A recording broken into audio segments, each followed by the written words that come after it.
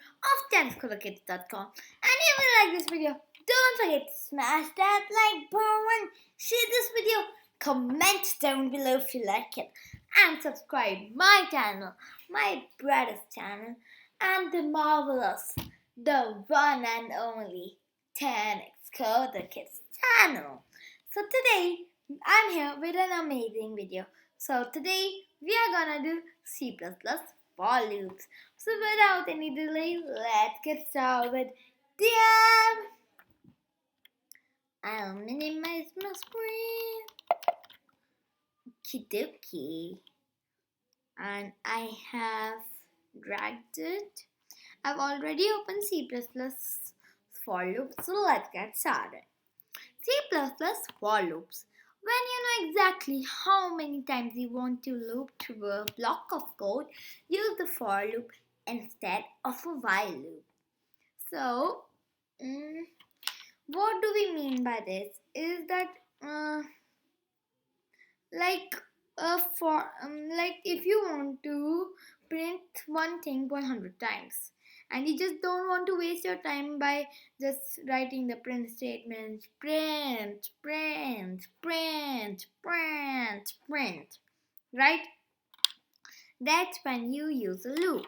Now you must have you must be thinking the while loop.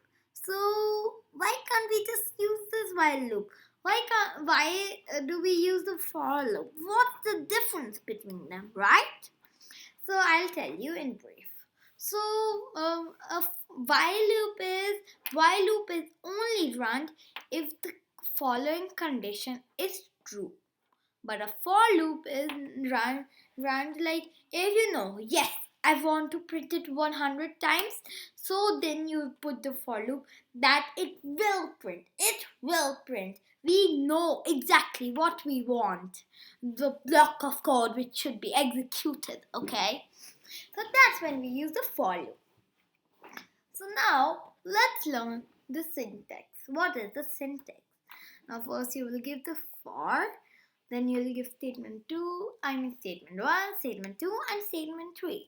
Now let's see what does statement 1 do, what does statement 2 do and what does statement 3 do.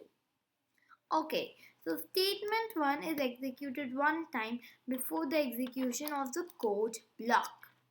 Okay, so the statement 1 over here, you write your variable and the value. Okay, and it is executed one time.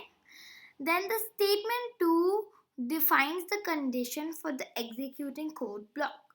Now in the statement 2 is the condition that x less than 5 or x equals 5. So that all comes in the statement 2.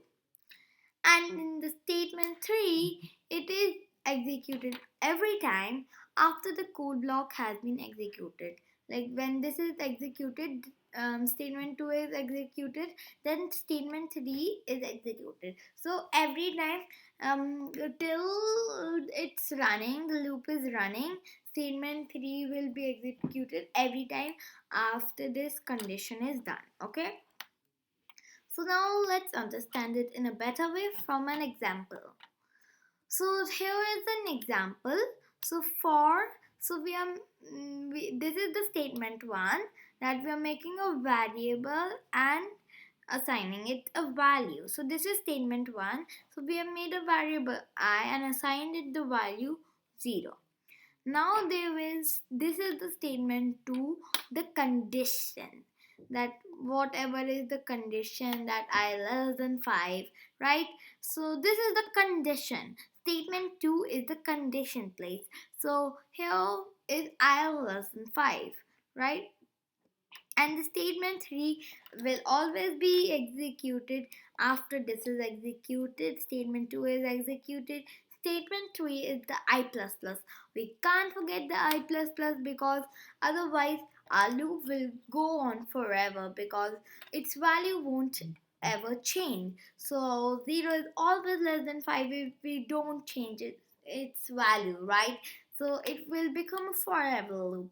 That's why I plus plus statement is very important, and you should always put it in the statement tree so that it's always executed, and that's where it has been put. Okay, now let's understand his example in a very brief way after I drink water.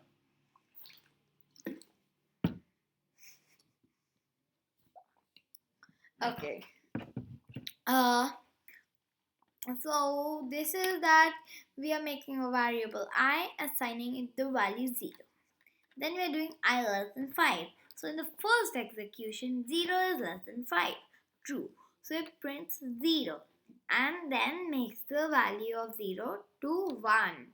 Now, now it says 1 less than 5. Yeah, 1 is less than 5. So it prints I and it makes the value 2. Now 2 is less than 5. Yeah, so it prints 2 and makes it value 3. Then 3 is less than 5. It prints 3 and makes the value 4. Now 4 is less than 5. Yeah, so it prints 5 and makes the value 5.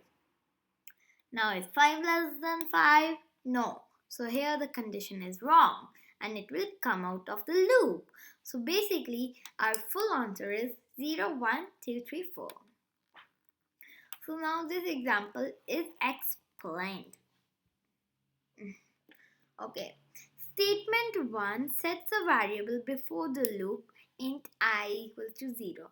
It's saying that the statement 1 always is always makes the variable and its value. So here we are making this value. This is the statement 1, I is equals to 0. Then statement 2, this statement it's talking about. Statement 2 defines the condition for the loop to run. I must be less than 5. If the condition is true, the loop will start over again. If the condition is false, the loop will end. So it's saying as the whenever this condition is true, the loop will start. It will go on, and as soon as this condition is false, it will stop. It will come out the loop. The loop will end. Okay, so this is what the statement 2 is doing. Now the statement 3 is increasing the value of I, because I just told you if you don't increase the value of I, then it will be then this code will be running forever, because this will come to a forever loop, an infinite loop, because then 0 is always less than 5 and we are not changing its value anytime. So that is why it's important to add it, do it plus 1. Now there's another example. So in this example, we will only print even values between 1, 0 to 100. It's telling, this is another example, and this shows us that it's not important that 1, 2, 3, 4, we can do any pattern. That's quite obvious, but I just told you once again. So this is the pattern. It's telling that this example will print only even numbers between 0 to 10. You all know even numbers, the numbers which are divisible by 2, right? So this is the example. So the statement 1 is int I equals to 0. So we are making a variable 0. Now we are doing I less than equals to 10.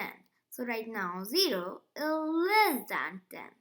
So it prints 0 and then it increases by 2. So 0 plus 2 is 2. Now 2 is less than 10. So it prints 2 and 2 plus 2 is 4. So now 4 is less than 10 and it prints 4 and it adds 4 to 2. 4 plus 2 is 6 and then 6 is less than 10 and it prints 6 and then increases its value to 6 plus 2, 8.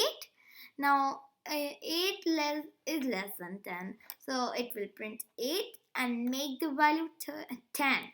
Now I less than equals to 10. So it is not less than, but it is equals to 10. So it will again print 10. Now the value is 12.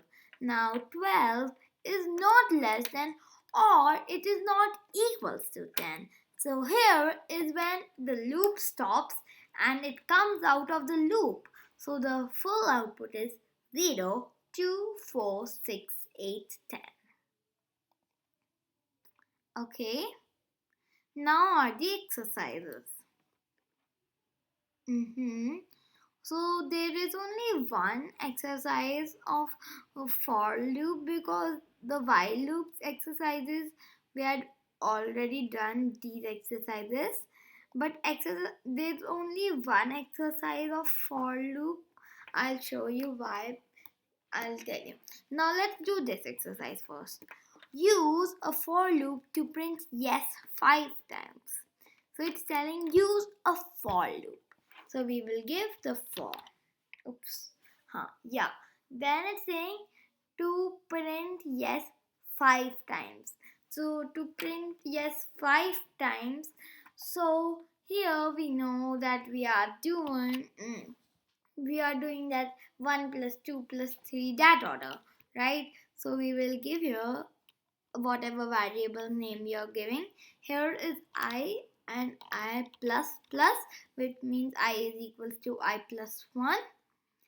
And then it's saying print yes 5 times. You won't do it like this. No, it's saying print yes 5 times. So it's showing print yes 5 times. Now just to just avoid an error, we will give as it's written. So we are gonna give it in double quotes by capital ES and stopping it with the quotes. Yay! We are done. Now look, there is only one loop exercise because look, stop the loop. Yeah, so stop the loop if I is 5, right? And guys, we have not done the break and the continue also. So we are leaving that exercise. Oh my god, guys, we have already done. Didn't you have fun? I had a lot of fun doing it. I'm learning the for loop and especially the difference between the while loop and the for loop. So guys, I really hope you liked the video. If you did, smash that like button, share this video, comment down below if you like it, and subscribe my channel if you have not done yet. Bye guys. Dab.